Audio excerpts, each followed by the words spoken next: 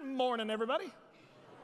My name is Terry. I'm one of the pastors here, and if it's your first time, welcome. We're excited that you're here and decided to be a part of our church today as we are talking about a gentleman by the name of Daniel. And if you're new to Christianity, or maybe you're not even a Christian, you're in the room, Daniel is a book in the Bible in the Old Testament. It tells a story about an amazing man of God who was outside of his home culture, and he had to learn in a foreign culture how to coexist with a culture that didn't agree with his God and how to stand firm in his faith. It's an amazing book, especially if you're a follower of Jesus, when you are maybe in a school or in a work environment where being a follower of Jesus is not necessarily something that is smiled upon or something that is accepted. And so how do you deal with that tension, and how do you live in a world and honor God in faith in a world that sometimes doesn't agree with what you believe or what you are really passionate about? And so over the course of the last couple of weeks, we've learned a couple of things. So if you're new, we're going to catch you up really quickly. And in week one, we kind of saw how Daniel was taken away from his home culture and thrust into this new culture. And they forced a name change upon him. They forced new education within him. And Daniel said at that time, you know what, you can change my name and call me what you want to call me. You can teach me all the things that you want to teach me, but I have a firm foundation, and more importantly, I have a line that I will not cross. And that line is I will not dishonor my God in what he has taught me, what I know to be true. And so we learned as a group of Jesus followers in this room that we have to have, at some point in our life, we have to have an understanding of what our line of conviction is. It's like when we are at a place where we understand, this is the line that I will not cross. So what's your line of conviction? And do you have one? Last week, we learned this, that Daniel's friends, Shadrach, Meshach, and Abednego, they were threatened and ultimately thrown into a furnace for their beliefs because they would not bow to any other god. And we learned that, the way that they were able to do that is way in the past, when things are great, when things are peaceful, that they said to themselves, we are going to honor our God. And when we get into these situations, we will not falter. And we learned that as a Christian, the mountaintop experiences are amazing. How many of you in this room are like, oh, God, you're so amazing. God, you're so great. Isn't God wonderful? It's all really easy to say those things on the mountain. But on the mountain, we also have to draw those future parallels and say, you know what, Lord? Right now, may I remember that I can trust you, because I know a valley's coming. After every mountain range, there's a valley. And I know that valley's going to come. And when I'm in that valley, I want to make the same decisions that I'm on the mountain as I do in the valley, so I'm not going to be surprised. And so we said this phrase, do your past promises propel your prospective pursuits? Say that 4 times. So do your past promises on the mountaintop propel your prospective pursuits? I want to be a man or woman of God. I want to honor him. I want to be found worthy. I want to be an example to my kids. Those promises here on the mountains, how are you doing in the valleys? And are they propelling you to do and become what you want to be? So this week is going to be fun. How many of you in this room, watching online, in the balcony, on the floor, love confrontation? Nobody? I love this, because isn't it true that if I were to ask you the question, when you hear the word confrontation, does it have a positive or negative connotation? Negative. If you're watching at home, everyone in this room, you have to say negative, negative. What if I were to tell you that confrontation was never meant to be negative? What if I were to tell you that, biblically speaking, confrontation was always meant to be positive? Now, what's interesting, if you're not a Christian watching online or here on the floor, if I'm you, I'm sitting there looking at a room full of Christians, and I'm saying, well, how do you have this wrong, people? Like, if the pastor here is saying that, biblically speaking, confrontation is always meant to have been a positive, how then, when the pastor gets up and said, is confrontation positive or negative, how do all of you in the room say negative? And if I was not a Christian sitting in this room, I'd be judging you all, saying, well, you're not listening very well. Well, it's true. Because confrontation is supposed to be a positive. And today we're going to learn from Daniel the art of confrontation. So if you're facing a confrontation, if you're withholding from a confrontation, if someone wants to confront you, today, practically speaking, we're going to dive into the art of confrontation. We're going to learn how to prepare for it. We're going to learn how to handle it. We're going to learn the results of it, all from the story of Daniel, because Daniel handles it amazingly well. So we're going to jump into the story. Let me catch you up to speed. Daniel is there. Remember, Daniel has been elevated because he has been found faithful. And so all of a sudden, Nebuchadnezzar, in week 1, we talked about a dream that he had. Well, guess what? He has another dream. And Daniel, this is not in the story in Scripture, but Daniel knows the dream. God has revealed it to Daniel. So we're going to pick up the story where Nebuchadnezzar has this dream, and we're going to learn from the art of confrontation. Daniel 4:4-9. It says, I, Nebuchadnezzar, was at home in my palace, contented and prosperous. And I had a dream that made me very afraid. As I was lying in bed, the images and visions that passed through my mind terrified me. So I commanded that all the wise men of Babylon be brought before me to interpret the dream for me. When the magicians, enchanters, astrologers, and diviners came in, I told them the dream, but they could not interpret it for me. Finally, Daniel came into my presence, and I told him the dream.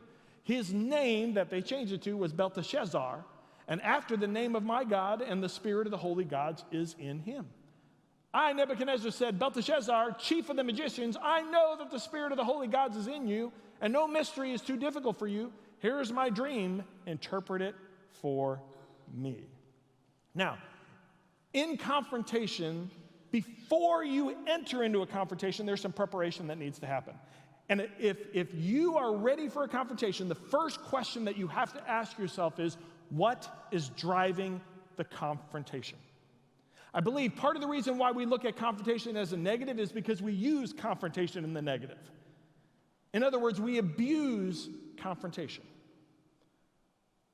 Let me illustrate this another way. There are many of us in this room as followers of Jesus. We know this, biblically speaking, that our responsibility is to bring glory to God in everything that we say and we do. How many of us have ever seen another Christian not bring glory to God in everything they say and do? How many times have you maybe seen another Christian go talk to someone who's not a Christian, and the way in which they talk to him and the manner in which they hold them pushes them farther away from Jesus than pulls them forward, and you sit there as a follower of Jesus and go, no, that's not what the confrontation is supposed to look like. It's supposed to be healthy. It's supposed to be prosperous. So the question is, why am I about to enter in this confrontation? And so here are some of the reasons why we make confrontation negative. Is because sometimes a confrontation we think is all about anger, resentment, insecurity, pride, selfishness. Many of us don't like confrontation because we look at those five phrases and we go, yeah, that's what confrontation is. It's all about he's mad at me, he resents me, he's insecure, he's prideful, he's selfish. What if I were to tell you that is never supposed to drive confrontation? That if you think that's what confrontation is, you've missed it. Do you know what confrontation is all about? There is one word that drives confrontation. And before you get into it, you need to find it. You need to seek it. You need to analyze. You need to pray. You need to think, all right, I'm about to meet this person, and I'm about to confront them. And what is it that we're going to talk about? And it should always be about one word and one word only: truth. Truth. How many of you ever confronted someone and you walked away from it and boy, you messed up? How many of you ever gotten into an argument with someone and you thought you were passionate because you wanted to prove a point and then you left and you don't even know why you were arguing? It's usually those moments is because you weren't prepared for the confrontation. You just want to let them have it. You were angry at them, you were resentful of them, and you wanted them to know. And you made the confrontation about that, when confrontation should never be about that. It should always be truth-centered. Let me clarify it because some of you are like, well, Terry, that's kind of broad. Okay, here's the follow-up question. Before you get into a confrontation, ask yourself this question: will this confrontation be constructive, bring clarity, and lead to conviction? If your confrontation doesn't measure those three variables, then it's not a confrontation.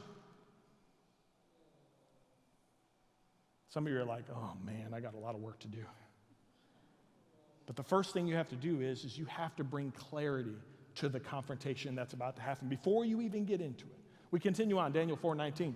So then Daniel, also called Belteshazzar, was greatly perplexed for a time, and his thoughts terrified him. So Don't miss this. Daniel's there. Nebuchadnezzar comes to him. Nebuchadnezzar tells him the dream. Daniel knows the dream. And by the way, those of you that are not Bible study students, the dream's not good for Nebuchadnezzar. So Daniel's sitting there and he's like, oh boy, I got bad news to tell this guy. This is not going to be good. And so he's feeling terrified. Why? Why does someone get all those emotions up? It's because confrontation always causes conflict. Confrontation causes conflict, and we don't like conflict. Now, if you've been a Christian for a long time and you're a follower of Jesus, here's where we mess up. Because as Christians, we want to avoid conflict, right? We don't like conflict. We don't like confrontation. But what if I were to tell you we were designed for conflict?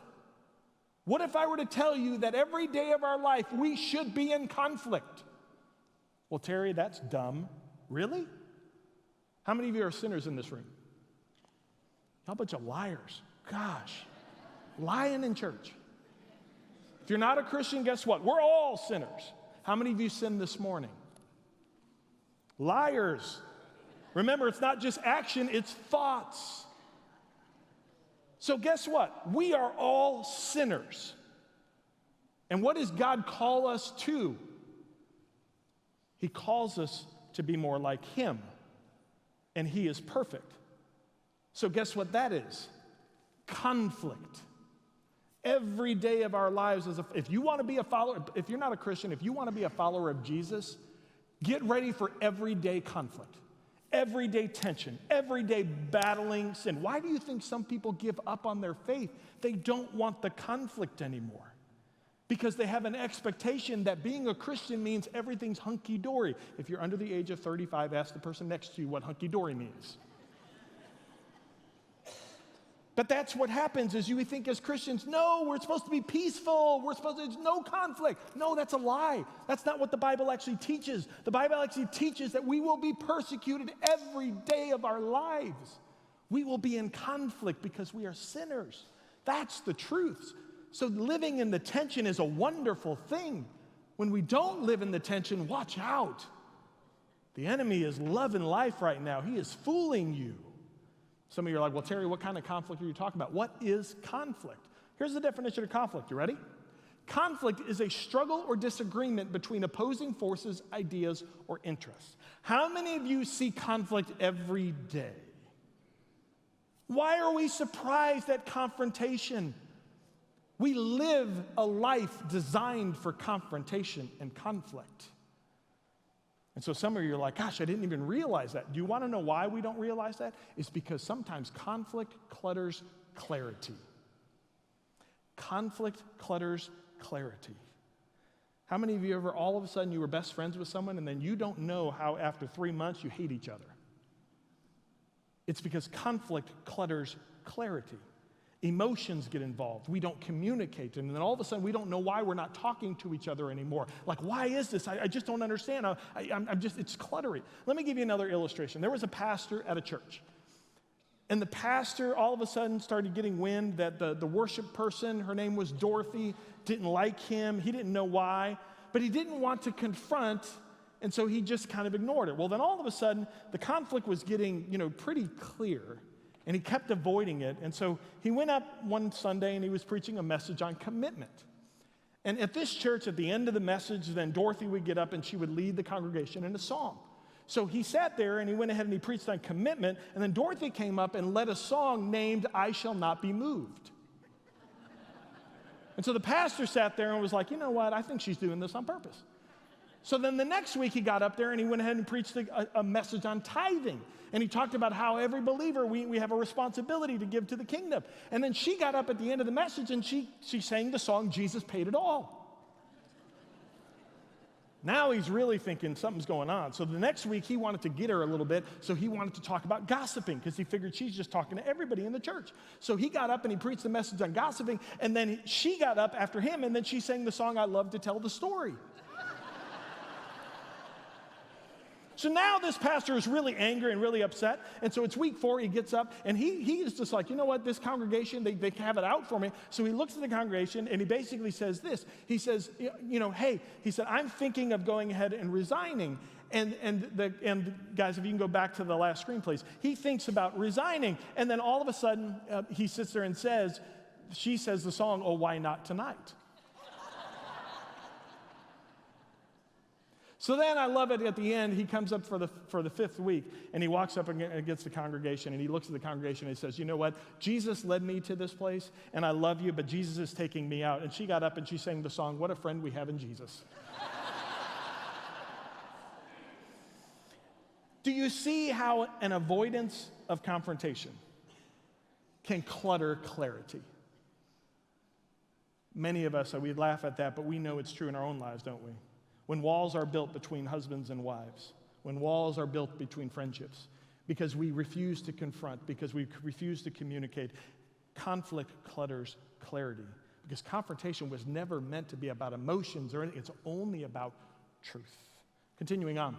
So Daniel's standing there and he's terrified. And so then Daniel also, this is the same verse, then Daniel, also called Belteshazzar, was greatly perplexed for a time. For a time. And this is the big thing. Remember, we talked about what is the confrontation about. That confrontation sometimes can also allow clutter to conflict and to really cause confusion. But here's the third thing. Confrontation needs preparation. So notice, Nebuchadnezzar asked Daniel, "What's the dream about?" And it says that Daniel knows it, but he's terrified for a time. It means that Daniel is praying and thinking and talking. This is not going to be good. I'm going to tell the king that it's going to be messy for him. I don't know how to do it. And so Daniel in this time uses preparation to be able to communicate, and we're going to see it in a second with the king. How many of you actually prepare for a confrontation? How many of you are saying, "You know what? I need to prepare for this"? And so here are a few ways that you can prepare for a confrontation. Here are some few things to remember. Letter A. First, own your part. 9 times out of 10, many times we go into confrontation because I'm right. And one of the first things I tell individuals, before you even think about the other person, point the finger at yourself and ask yourself the question, is there anything that I own in this process? And that's a process because sometimes our pride is so high we don't even want to look. But how many of us have been ready to just blast someone, and then when we turn the finger on ourselves, or someone wise enough points the finger at us, and we walk through a process where we're like, "You know what, I guess I could have done this. I guess that could have been misperceived. I guess, oh wow, I think I did have a part in this. Oh wow, I think that's why that person did this. Oh my goodness, I probably started this whole thing." So own your part. Here's the second thing to remember, is this: stop playing the victim. Many of us, we don't even want to listen to that. We don't want to point the finger at ourselves because, no, I'm the victim. No, he hurt me. And we refuse to look at our own part because, no, I'm hurt, and because I'm hurt, I don't want to look at myself. Now, could you have been hurt? Yes. Could you have 99.9% be the truth on your side? Yes. But it doesn't excuse you from pausing for a moment and say, yes, I have a lot of hurt, I have a lot of pain, and yes, there is that role, but you know what? I'm going to pause, and I'm going to first own my part. Here's a third thing that's really, really important. The way that you do that is you name your fears. Like, why are you not willing to point the finger at yourself? Why are you not willing to own some things? It's because we have fears. And the fears usually revolve around the following things. We have fear of rejection. That's the next screen. Fear of rejection. We have fear of disapproval. We have fear of retaliation. So many times we don't like the confrontation because we're fearful that we're going to be rejected. We're fearful of disapproval. We're fearful of retaliation. We're fearful of loss. We're fearful of hurting the other person. We're fearful of anger from the other person. So you know what? Let's just not mention it. How many of you are sitting on a lot of unresolved frustration and refusing to confront the other person for those fears? I won't make you raise your hands in the room. But isn't it true that that's why we avoid confrontation? We're just afraid of all those things. So we need to own our part, stop playing the victim. We need to name our fears. We need to add listening to the confrontation. This is good, right? Wait a minute, Terry. Listening? No, confrontation is on the attack. If I'm going to confront them, I'm going to let them have it. Confrontation is all about giving and receiving. If you're truly looking for truth, remember, confrontation is about truth. If you're truly after the truth, how could you not confront someone and listen to the other person? Add listening to the confrontation. And here's the hard part. Okay, fine, Terry, I'm going to listen. How many husbands in this room have said, fine, I'll listen. Are you really listening? No. You got your ears open. So how many of you, while you're listening, and by the way, the definition of this is active listening, how many of us are actually choosing active listening? And active listening means that as I'm listening, I'm open for misperceptions. Maybe I might be wrong. Maybe I might have missed something. I'm willing to listen and willing to learn. That's active listening. And so when we do those things, we're prepared for confrontation. Nebuchadnezzar is standing there. Daniel prepares, and watch what Daniel does. Belteshazzar answered, "My Lord, if only the dream applied to your enemies and its meaning to your adversaries." Pause. Go back one. Go back one, please. What I love about this is, notice the first thing that he says. The first thing that he does is he encourages the king, right? "My Lord, I wish that my answer was about your enemies and not you." What does that do in the moment? It makes Nebuchadnezzar know that what Daniel has to say is not personal. Like, look, it brings me no joy to give you this news. So when I give you this news, I want you to know that I hurt when I'm giving you this news. How many of us understand that when we have a confrontation, how we communicate matters? Matters. Continuing on. "Your Majesty, you are that tree." By the way, in the dream, there was a tree, and we don't have time to go through the whole dream, but just know that that's what he's referencing. "You are that tree. You have become great and strong. Your greatness has grown until it reaches the sky, and your dominion extends to distant parts of the earth." Daniel looks and says, "My Lord, I wish it was about your enemies. You're big and strong." And what Daniel teaches us, when you go to confrontation, one of the wise things to do right off the bat is don't make it personal and balance the truth that you have to say with grace. I love this because many times when you go into a communication, if you're right about something and you were proven right, how many of us love to go and say, "Ha ha, I was right"? It's probably not going to be well for you, okay? Some of us, we don't even have to mention it because isn't it true the other person probably already knows? And usually when the other person brings it up, it's always fun to say, "Oh, you noticed that. Oh, I didn't even think about that." Liar. Balance truth with grace. Watch what Daniel does in chapter 4. This is the interpretation. Notice that after about 15 seconds, don't miss this, after 15 seconds in the confrontation, Daniel gets straight to the point. "My Lord, this is the interpretation. Your Majesty, and this is the decree of the Most High has issued against my Lord the King. You will be driven away from people and will live with the wild animals. You will eat grass like the ox and be drenched in the dew of heaven. 7 times will pass by for you until you acknowledge that the Most High is sovereign over all kingdoms on earth and gives them to anyone he wishes." This is the art of confrontation that Daniel gives. And when you're in confrontation, there are principles that you need to follow when in the midst of them. And let's go one by one. If you're a note taker or you want to take pictures of it, take pictures of it. But the next time you're in confrontation, this is how to handle it. First, check your emotions.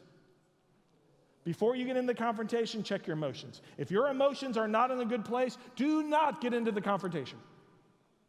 Some of you are like, "Well, we just can't." I love this. Young couples, I love this. Pookie Bear, I love you, this and that. You know that phase when you're in that early phase? And one of the misperceptions, if you're not a Christian, one of the misperceptions of Christians is they think that they cannot go to bed until they solve the problem. That's not biblical. God is not a fool. Do you know what God actually said? He said, "Do not let the sun set on your anger." He didn't say, "Don't let the sun set on fixing it." He said, "Don't be angry before you go to bed."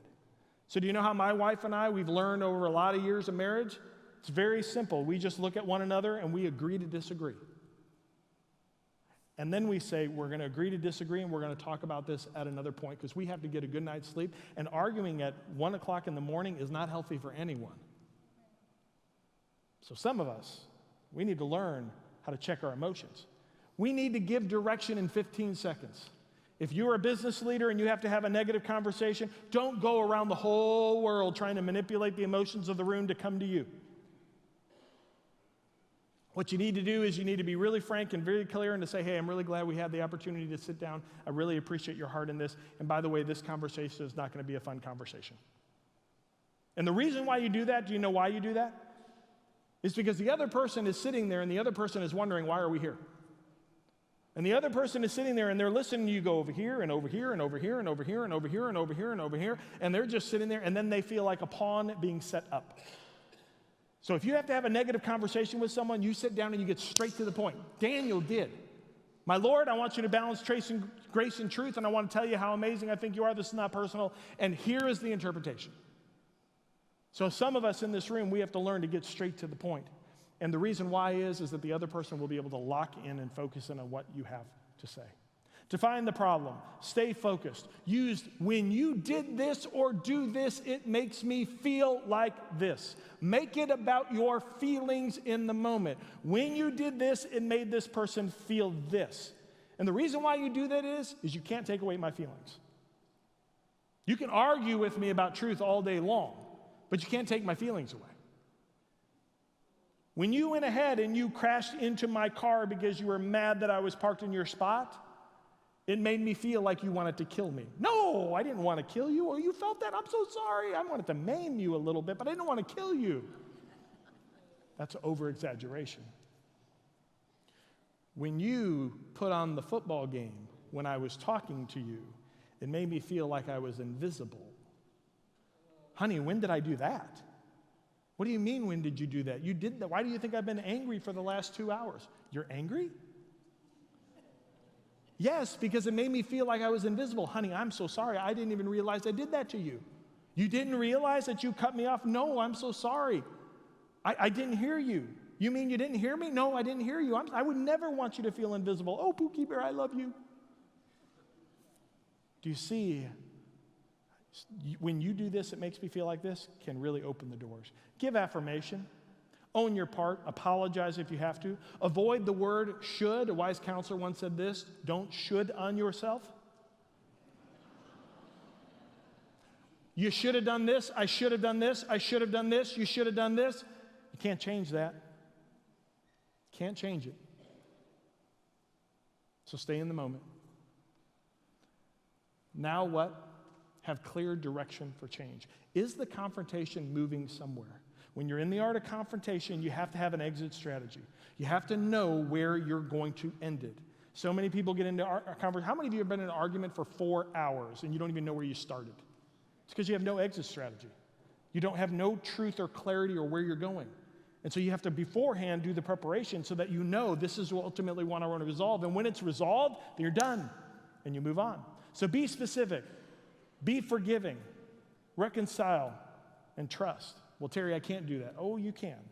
Let me give you some direction on this, because there's a lot of individuals when you're hurt and everything else, like, do I have to talk to them? Do I have to be their friend? I don't know. I don't like it. So let me give you a pathway. These 3 phrases should help you in confrontation. First, when talking about a past event, there should always be forgiveness. As a follower of Jesus, here's our responsibility. To a past event, we have to be willing to forgive. No, Terry, I'm only going to forgive if they understand. No. It's not about them. Do you understand that forgiveness is not about the other person? Forgiveness is about you. Well, Terry, I don't think that's biblical. Oh, yes, it is. Do you want to know why? Because how could I not forgive someone when Jesus Christ forgave me? And he was the only one that was been perfect. So if he's willing to forgive me, how could I not forgive someone else? So forgiveness is about the past. So when you walk into confrontation, already walk in forgiving what they did. I didn't say forget. I said forgive. Here's the second thing. In the moment, reconciliation is for the present. If they're a brother and sister in Christ, hey, I just want to let you know where I stand. I want you to know that you're forgiven, and I just want to be able to share my feelings and exactly what happened. Well, great. Well, we disagree. Okay, we agree to disagree. Hey, you know what? We're on opposite ends. I will pray for you, but I just wanted to be able to have this moment because I don't like when we're not talking or not communicating or anything else. I just want to know where we stand. Reconciliation is for the present.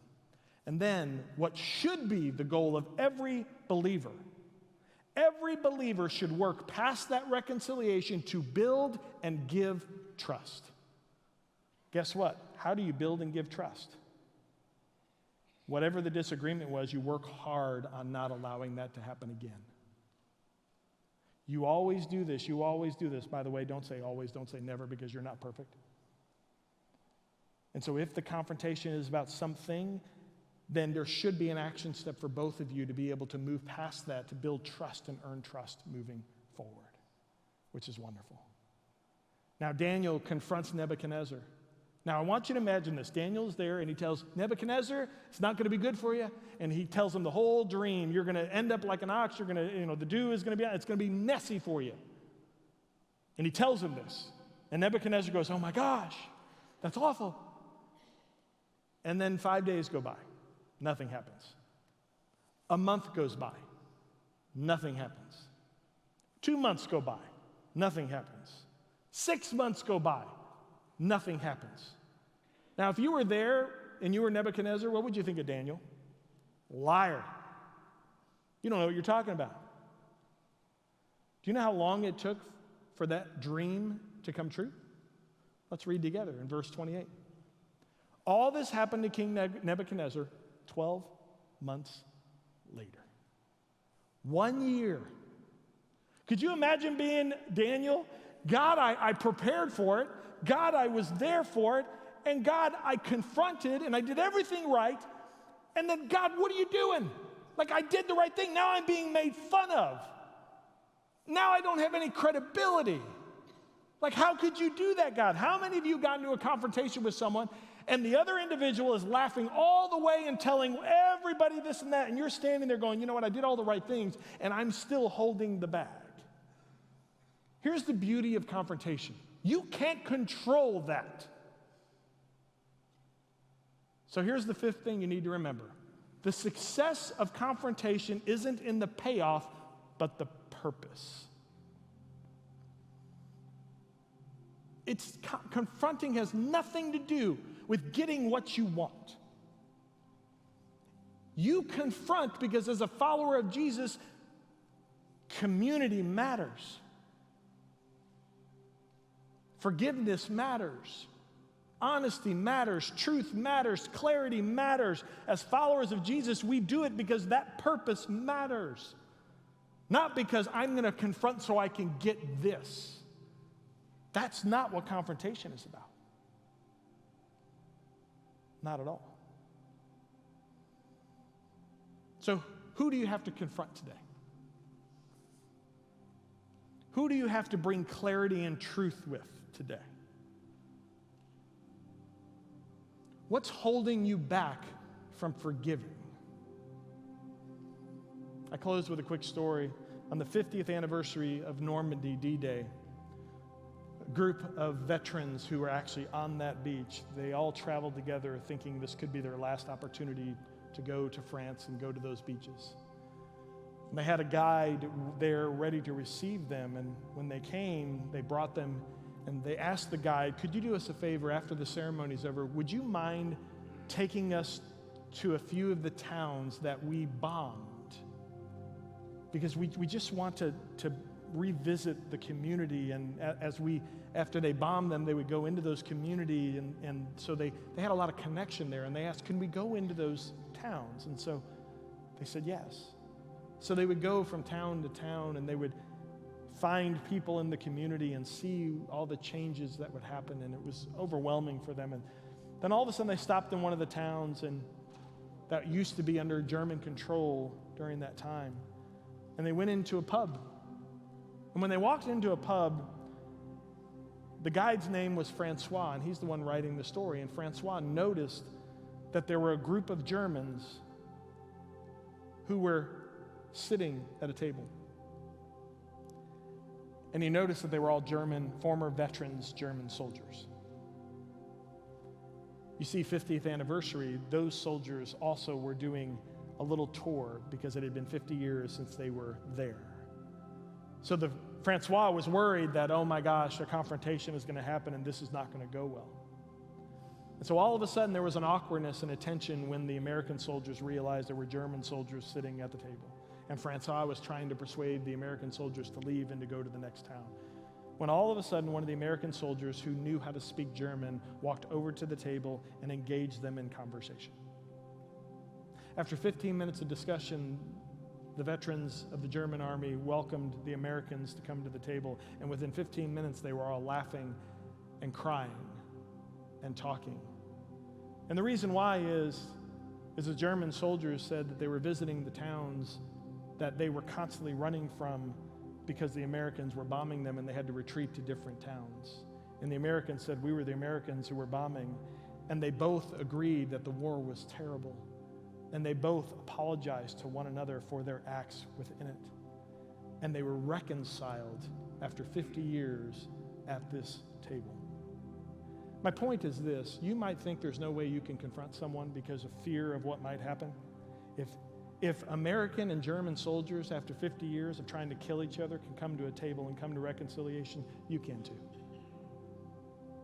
The question is, what's the purpose for your confrontation? If you can answer that question, I promise you, you'll know the right decision. Would you pray with me?